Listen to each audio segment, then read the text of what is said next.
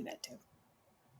Hey everyone, welcome back to the Diet Diaries. I'm here today with a special guest, Veronica Kautz, who is a breast cancer survivor and also the founder of Scotch City Lifestyle magazine, which is how we met at a business networking group about, I don't know, a month or 6 weeks ago. And we were chatting after the event, and she was asking me what I do. And we were talking about things, and she was like, "Oh, I'm a breast cancer survivor, and I've had reconstruction surgery, and it really drastically impacted my life, obviously, but also in terms of body image." And I was like, "Oh my God, will you come on the podcast?" She was like, "Yes."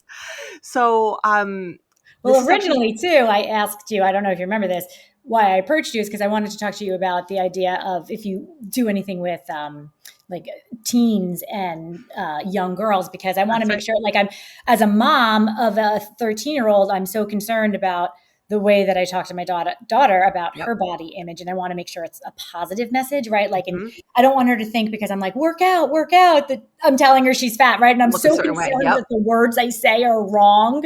So I wanted advice from you, and that's kind of how it all started It too. is. Yeah, you're right. You jogged my memory with that. And we can talk about that too, right? And actually, we don't have to get into this now, but I'm also so curious about how your experience with breast cancer and surgery, what you went through, what that was like for your daughters, and Yeah. that piece of the story. So, um, thank you for being here. Thank you for having me.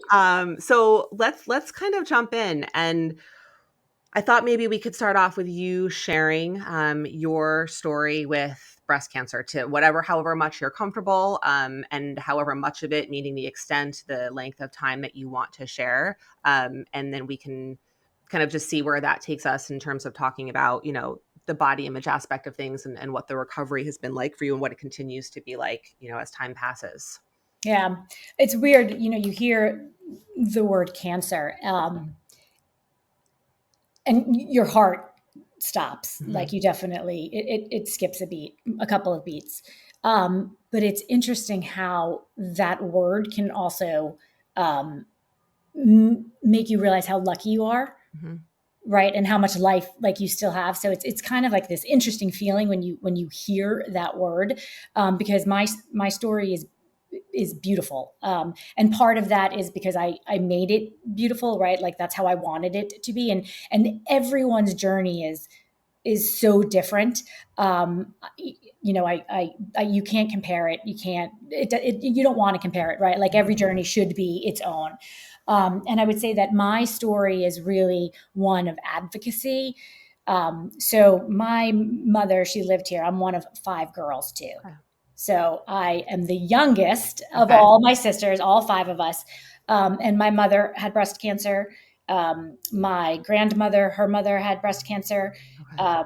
Her sister had breast cancer. Wow. My cousin on my dad's side had breast cancer. So it's in my family. Yeah. My mom actually had cancer 3 times. I was like, my mom has cancer like the normal person gets a cold, right? I was Wow. like, okay, again.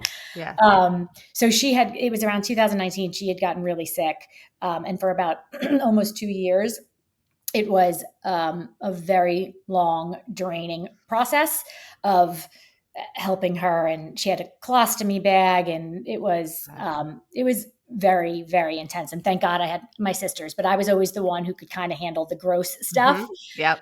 And she lived so close to me, so uh, we took care of her, and ultimately she died in March of 2021, and it just took years off of all of us. Yeah. But during that time, I completely neglected my own health. In making sure that I took care of my mother's, I neglected my own. And so I was laid off from a company, and I was like, you know what, I have to do something with this time. So I decided I was going to go back and, get all of my doctors back in order, my dentist, my gynecologist, all that. And I went to a genetic counselor, Mhm.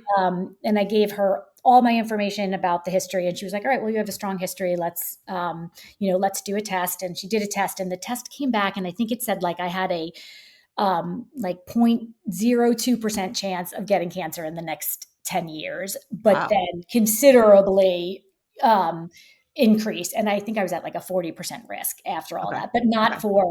not until the next 10 years, because all of my relatives had it post menopause. And I, How old at are this you? point, I'm 50 now. Okay. But I got it when I was 48.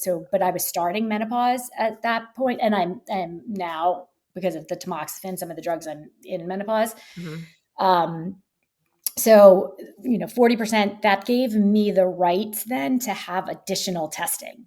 Right. So what we decided is we were going to do something every 6 months. I was going to do my mammogram, and then 12 months later do my mammogram, but then 6 months later do an MRI, and then 12 months after that. So every 6 months I was getting tested.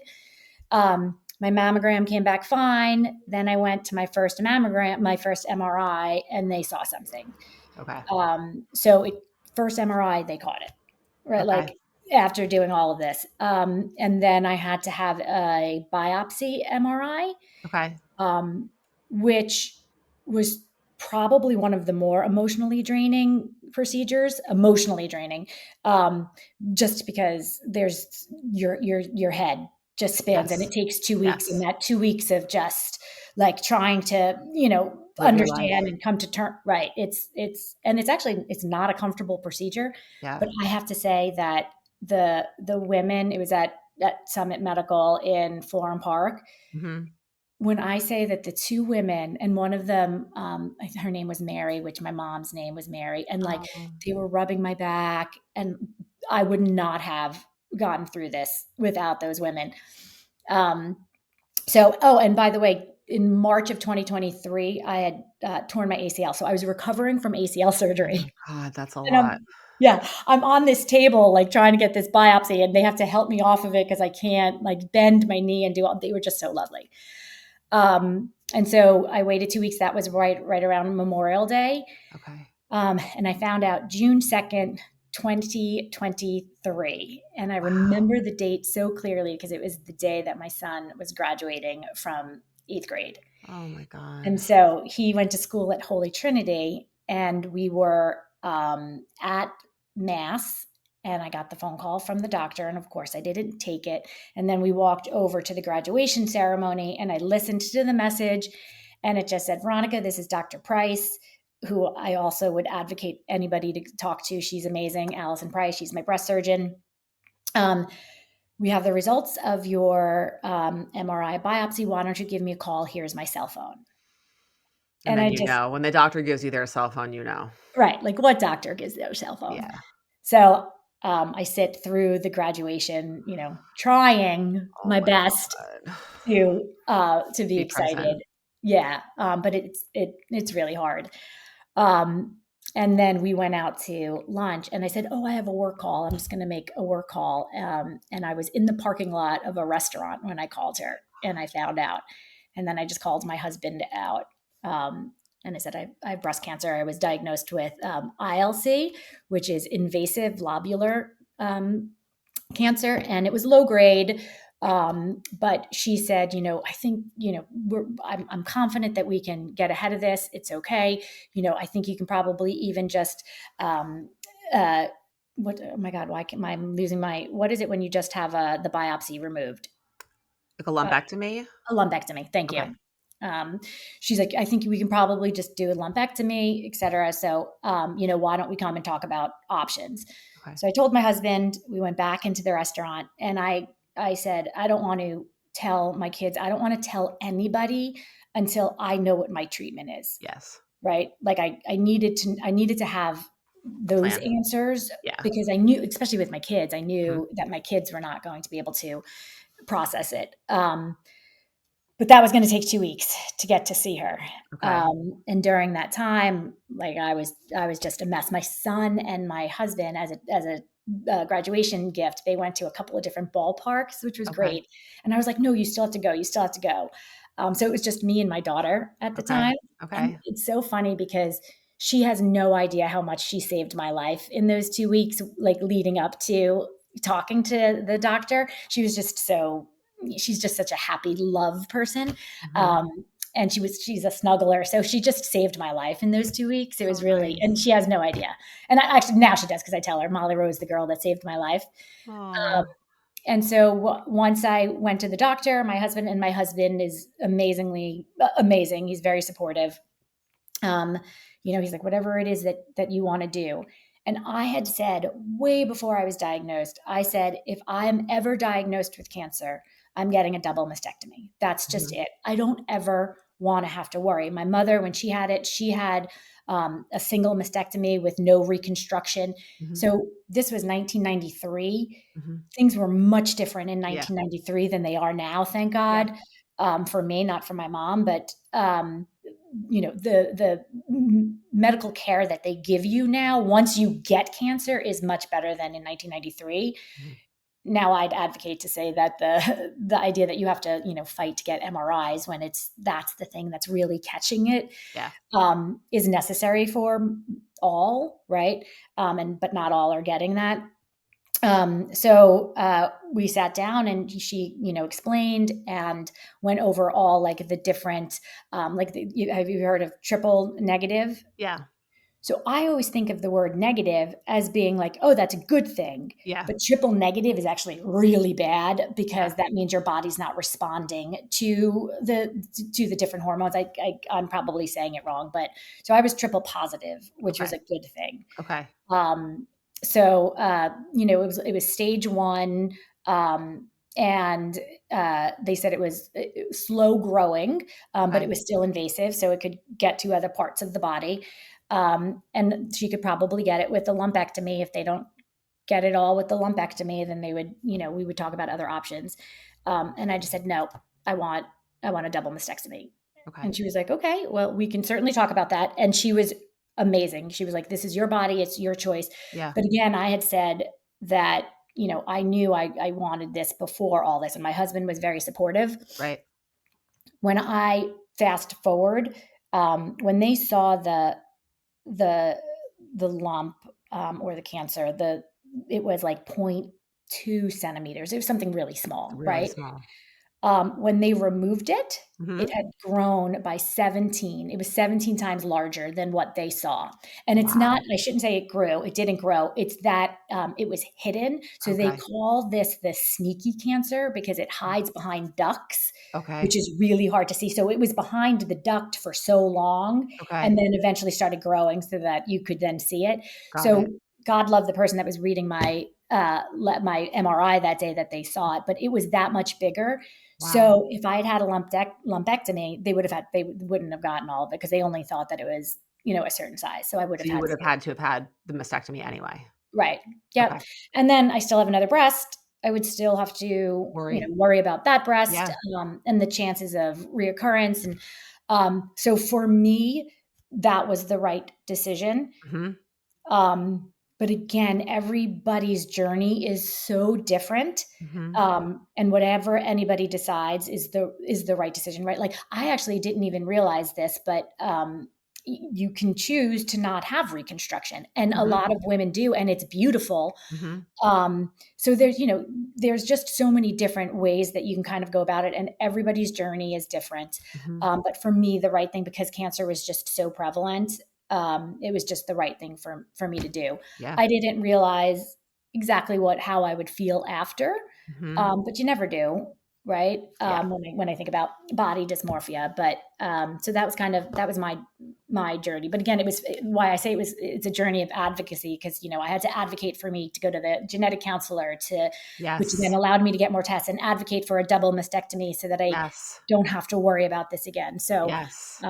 that's what I just think is really important, is Yeah. advocate for yourself. We are all the experts of our own bodies, Yeah, right? We agree. so often, I mean, especially when it comes to really serious medical issues, place that in the hands of our doctors, right? And of course, they have knowledge and experience that we don't have, but they also don't have the knowledge and experience of being in our own body and having our lived experience and our mindset and our history and what we've been through. And I'm so, so glad that you're here sharing this for so many people to help create awareness for other women listening to this, who might have similar family histories or who might not. I have a little bit of a story related to cancer. I did not have cancer, but around advocating for myself to get testing because of predisposition for other things, um, where we really have to look out for ourselves, right? And to your point, like you only qualified for certain testing because you hit a certain threshold of risk, right? Right. And that doesn't mean that people who don't hit that threshold of risk don't have some risk or don't need that testing. So I'm so grateful for you for being willing to share this, because this is what we need to be doing this more, right? Advocating for ourselves, speaking out, and knowing that we know how we feel in our own body and what's going to be best for us, right? Electing to have, I mean, double mastectomy is major surgery. Having reconstruction is major surgery. Yes. Um, and you making that decision for yourself, knowing that was going to be best, and taking into account your mental health, right? As much a part of this as the physical health. And I think it's so, so important. Yeah, and you're faced with questions that you never thought you would have to answer, right? Like, do you want to save your nipples? Hmm. You're like, What? what? Right. Is that an option? I have no idea. And they were like, well, if you remove the nipples, then you're able to take more of the tissue, right? And then the chance of reoccurrence is less. But if you leave it, you have a greater chance. It's still a very, very small chance. But Hmm. some people opt to have their nipples removed. I chose nipple sparing, Okay. which we had issues with, and I can explain that later. But I did choose that. But there's artists out there, and I say artists because I know some folks that have had double mastectomies and reconstruction and did not save their nipples and went to tattoo artists who have 3D tattoos. Wow. It is beautiful. It is amazing. And That's the fact that amazing. people like do that kind of work, Yes. right? Yeah. Like it's just it's that's uplifting to me, right? Like Yeah. trying to find all these like great uplifting things, but yeah, no, that you that's an option too. So I'm like it's just these questions you don't think Would about, never think of. Yeah. Yeah. never think of.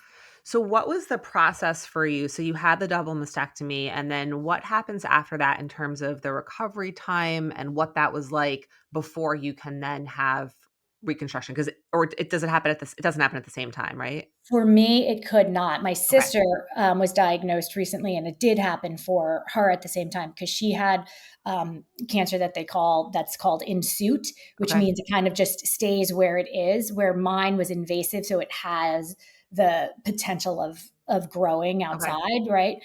So I was not able to do any kind of immediate reconstruction, especially if you're going to get any kind of chemo. Mhm. They don't want you to have your implants in, and all once they do the testing of the biopsy, then they figure out kind of what your treatment is after Mhm. that. So for me, I had the double mastectomy, and can you believe? And again, my doctors were amazing. Dr. Joseph is my plastic surgeon, and again, I highly recommend him.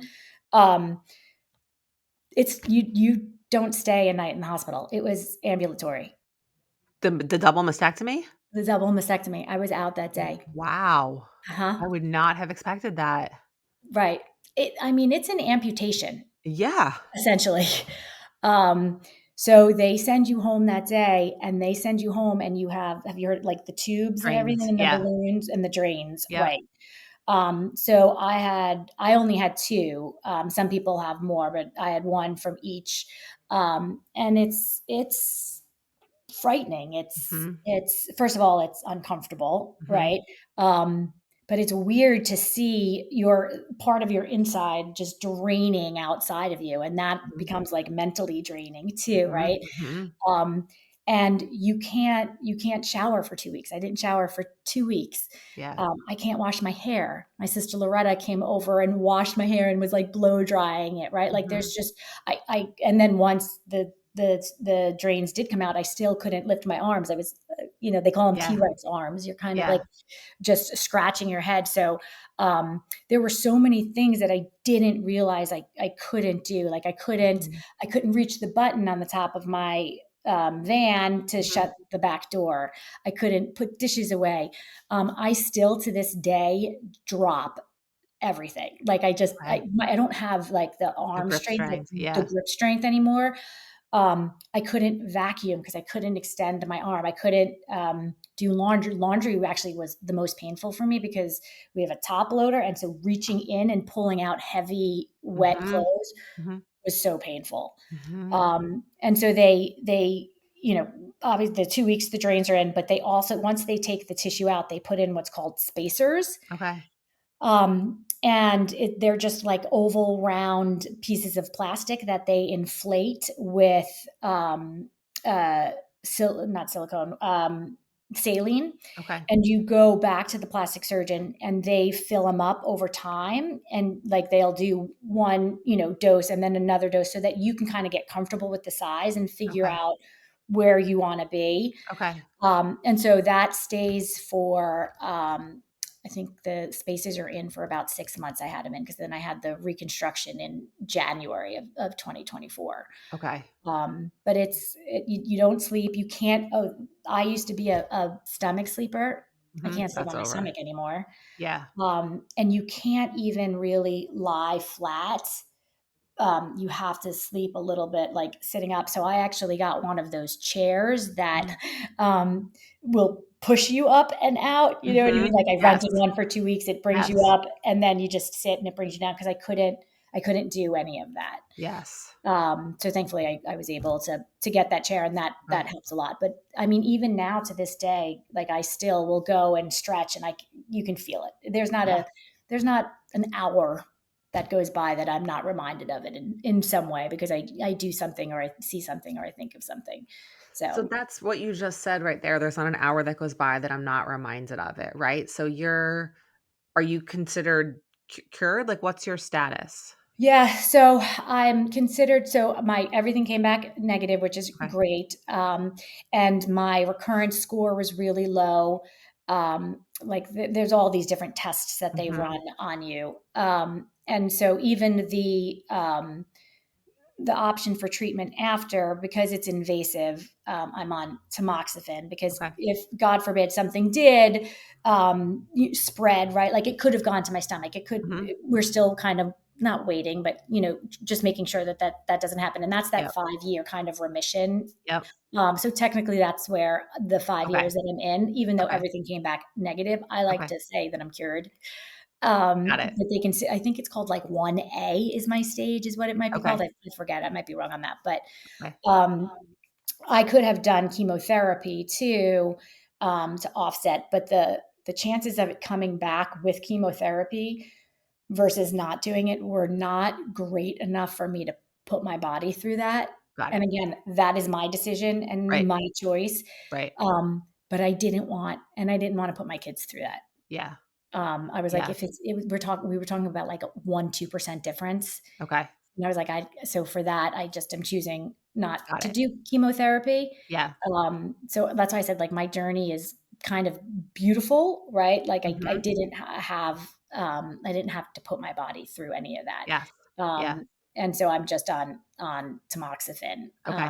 So that's like I'm in technically, I guess, still the remission stage, but Okay. I So didn't cure. you're taking a pill every day, right? Which is obviously a reminder of it. But what you And said an before awful about pill. a an awful pill, you said? Uh-huh. In what way?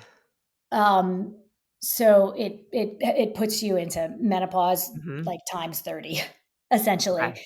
The night sweats, the sweats, the brain fog is no joke. But even Okay. just before, I was like, lumpectomy, what's that word? Like Yes. I Yes. literally will stare at something and I'm like, I know what that is, and I cannot think of the word. Okay.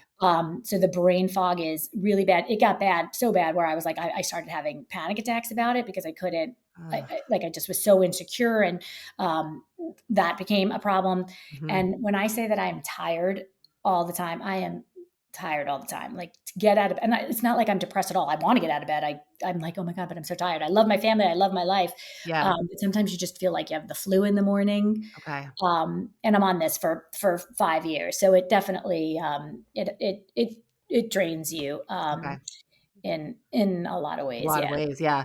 Because when you had said, every time I move my arm, I'm reminded of this, right? It's part of kind of every moment of the every day, right? And then in addition, right now you've just shared what it's like to be on this long-term medication and the side effects of that, right? So these kind of constant reminders that of what you went through, of what you're still going through.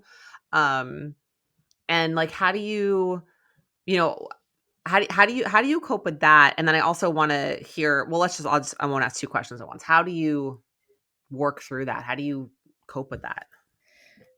Um, I think that, um, you hear about like, if someone's in a car accident, right? And, somebody dies, but you don't, right? You Mhm. have, um, again, here's my brain fog. What was that Like word? When survivor's guilt? survivor's guilt. Thank you.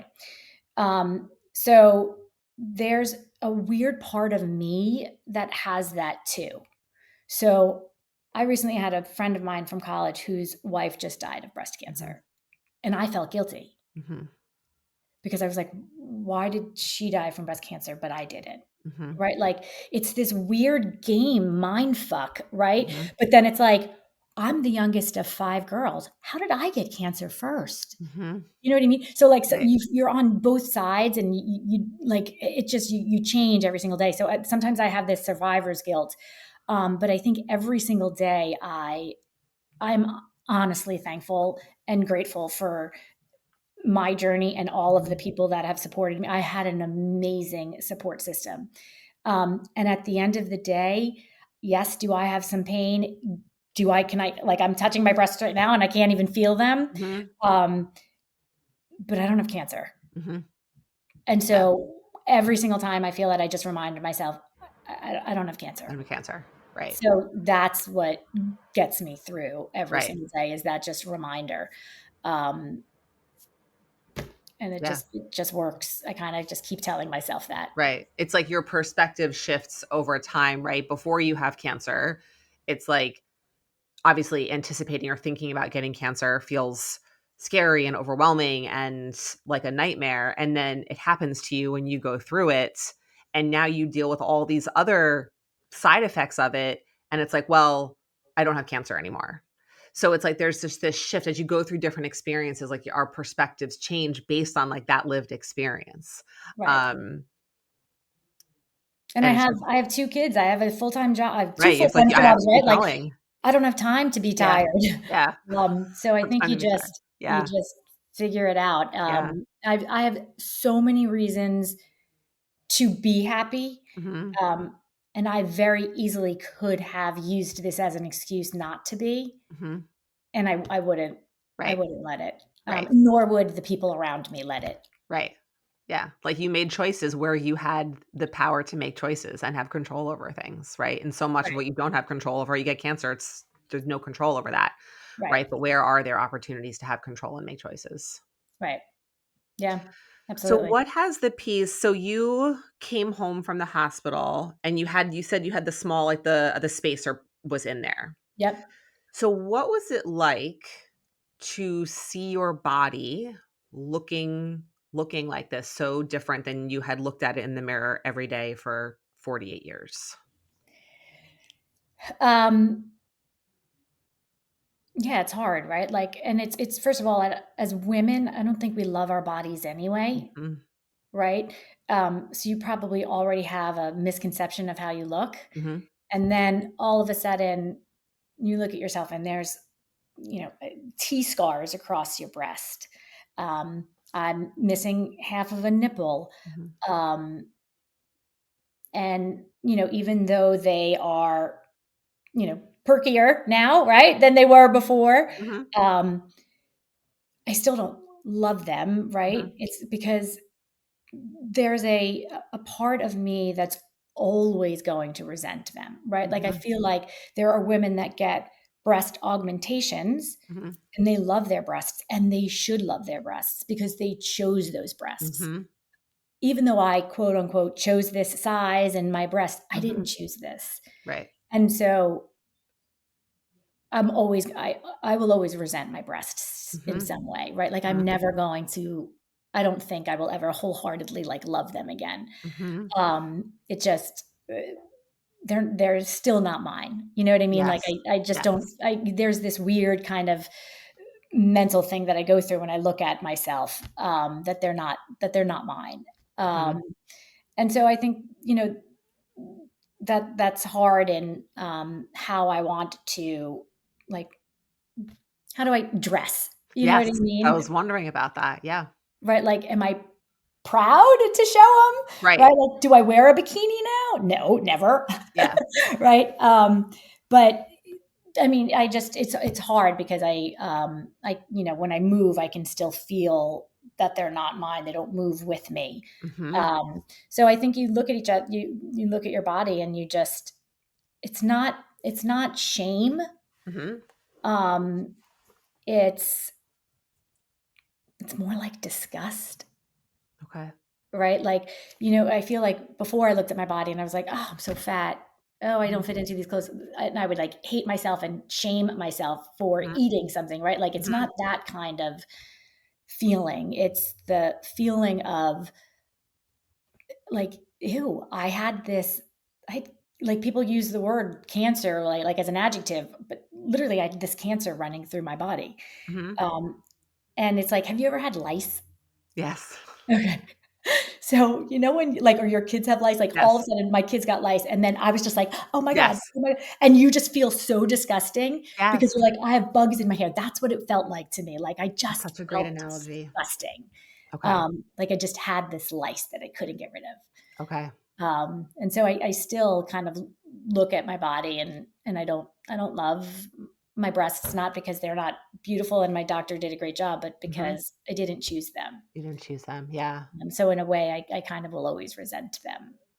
How do you I mean, that's gotta be a lot to carry around, but I imagine every time you're putting on your bra, every time you're getting dressed, every time you're buttoning a shirt, right? It's a that I it like flickers across your brain. I'm sure some days it's a lot more than a flicker. I'm sure some days it's like a fire burning, right? And some days it's loud and crazy, and some days it's probably more quiet. Yes. But to live with that and to know that you're gonna live with that for the rest of your life is it's a lot to carry every day. Yep. It is a lot to carry. Um, but again, like that's where I have to remind myself then. Mhm. Those are the daily reminders of, Mhm. I don't have cancer. One of the things that my sister, Terry, God love her, who's the co-publisher with me, I think you Okay. actually met her at Outrun Your Fork recently. Oh, She was there taking okay. pictures. Okay. Um, so she was, I called her my support squad president. And we were all hanging out at a friend's house one day. And I went to the bathroom, I went inside the house, and I came out, and every single child, every single adult, every single friend had a support squad shirt on. They all changed. That's awesome. And they were different shirts, and Terry bought them for everybody. It was amazing. And it was like a couple of days before my surgery, and somebody took a picture, and I have that framed in my closet. And Mm. it's like such a beautiful picture. It's like, why is it in my closet? But I specifically have it there because that's where I get dressed and Get that's where I get dressed. changed. Yes. And so I Yes. see that, and I was like, oh, that's right. It's okay. I've got a support squad. Yes. And so those are the kind of things that I find that uplifts me every single day. And that's how I get through it.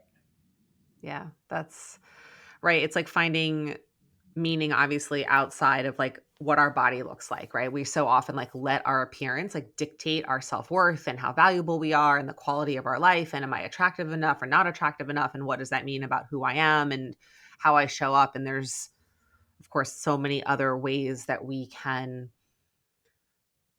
fill in those pieces and especially when you've been something as traumatic as you have, right? And you carry that with you. It's like, well, what other ways am I bringing joy? Am I bringing worthiness? Am I bringing value, into my life and recognizing all the different facets of like what this experience has been. Yeah. Yeah. And again, I'm also really lucky. My husband is beyond supportive.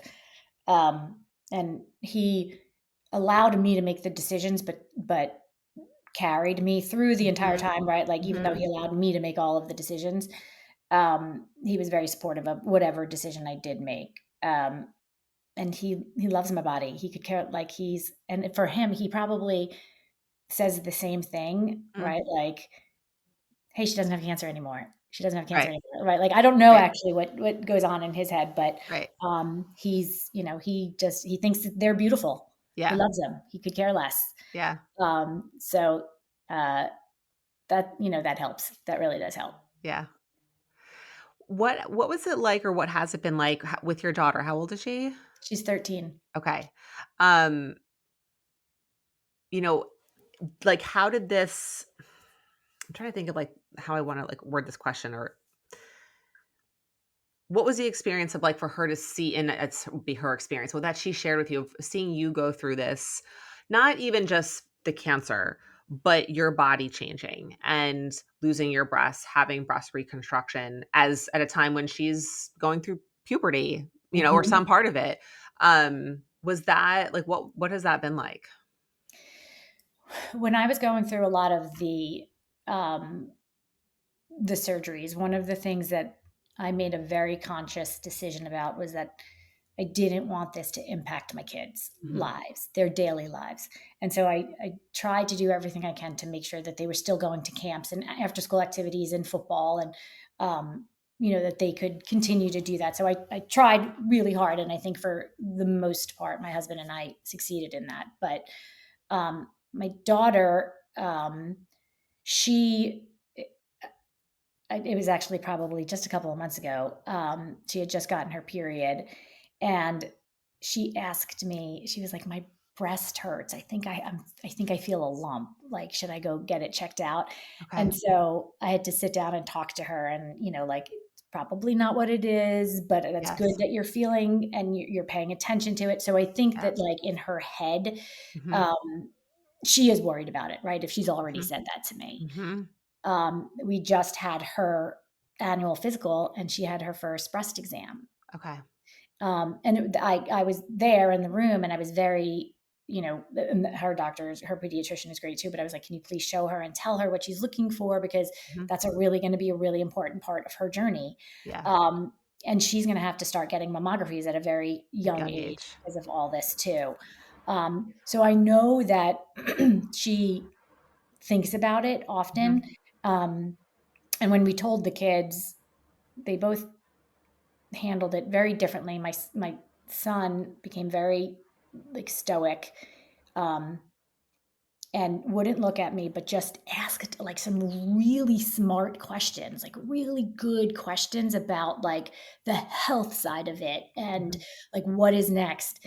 And Molly just stayed to herself. And then, when we kind of hugged them, she just went upstairs and cried.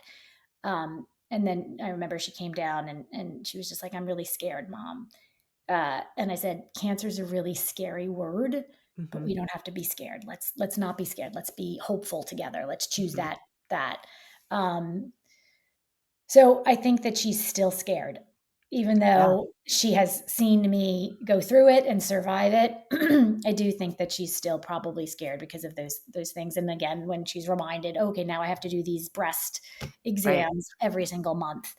Um, so she's aware of it. Mhm. But I think that if you were to ask her, um, she would probably tell you that I did not, she didn't experience it um, as much because I didn't want my kids to. And again, that was Mhm. just the way that I kind of Yeah. Yeah. processed it.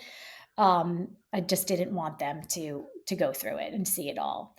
Um, but I mean, she's so funny. Last night I forget we were lying on the couch and something happened and I was laughing, about her leg versus my leg. And I was like, look how toned your legs are. It's so great. I'm like wibbly and wobbly. And she was like, Mom, what do you mean? You're 50 years old. You got great breasts. You have hot flashes. You're in menopause. You've had 2 kids, an ACL surgery, countless other surgeries. Your body's beautiful. Oh my god, that's amazing. Yeah. And literally that is like she just went through all these things and I was just like, I love you. That's phenomenal, right? And that's a reflection on you, right? Where she's to be able to know all that and still recognize a body for what it is, right? And that it's not just this one image or this one look of like what beauty or attractiveness is. Um, that's awesome. That's like so inspiring to hear. Yeah. She Um, tells me all the time how great I look. I It's love it. it's nice. I love it. That's awesome. Yeah. Um, what do you do, if anything, to like to feel good in your body? Right? You mentioned like I touch my breasts, right? I don't feel them, right? Because there's no nerve endings. And when I move, they don't move with me, right? That's for someone who has not had that surgery, which I have not. That's like oh my God, that must be such like a weird sensation to get used to and to feel comfortable with. Like, is there anything that you've done or that you do now to kind of feel more comfortable at home in your body, like since you've had the reconstruction? Yeah, so I actually started doing this before the reconstruction, but it was critical in the days after. Have you ever been professionally stretched? Not really. Okay, so it sounds so like bougie, Huh? right? But I'm not huge into Huh? meditation. I'm not like I love doing yoga, although I haven't done it in so long. And that's an interesting thing that I'll tell you too. Or like Pilates. I love doing those kind of things. But for Mhm. me, I have a woman that comes to my house Mhm. and stretches me, and Awesome. that has been a lifesaver for me from Okay. when I hurt my knee to this. And I mean, she's great. And it's like, oh, you can stretch by yourself. Yes, you totally can. But Yeah. she fixes my posture. She Yeah. makes sure that when I'm breathing, I go back into the posture, the stretch Mhm. the right way. And she can push my body just a little bit further to get that stretch. Mhm. And that saved me. It Awesome. absolutely, I would highly recommend it to everybody. Like, I just felt like I could move better because of that. Okay. And she taught me how to do things then on my own. And so, like, I'll go into a wall and I'll just, press up against the wall so that I can get that Get that stretch in the across your chest. chest. Yeah. Right. So it was like physical therapy, but a little bit different. Right. Mhm. And so I would just get professionally stretched once a week, and she knew everything and she just worked with it, Awesome. and modified along the way. And it was just one on one. So it was very comfortable. Mhm.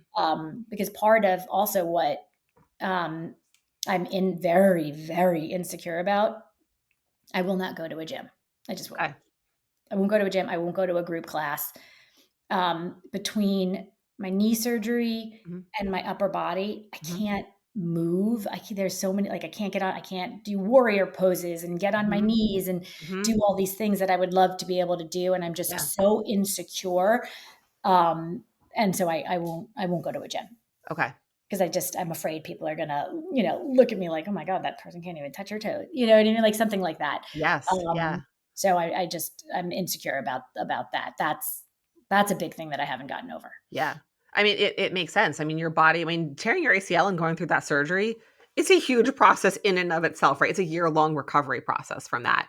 And Yes. then you'd had the surgery, you were in recovery, and that was when you started going through all the testing process, right? And you were Right. diagnosed, right? So Right. that's like, right, tearing your ACL is obviously very different than getting cancer diagnosis. And also in terms of like your body going through surgery and trauma and recovery and feeling comfortable in your body, right? There's such a huge overlap there, right? To go through those two things so close together in time and you know, having a big shift in the way that you think about and use your body and what your body's capable of and what you can and can't do, and having to like relearn all of that and find that is a process, right? And I didn't realize when we had met that this had happened so recently, right? Just now when you were saying, oh, I was diagnosed in June of 2023, I'm like, oh my God, that's not even 2 years ago, right? This is so Right. recent. And you had your reconstruction surgery just last January 2024, Right. right? It's so recent. So, when you just said like I still haven't worked through like this insecurity, I mean, all these things happen so recently. It makes sense. Like you're still getting to like relearn and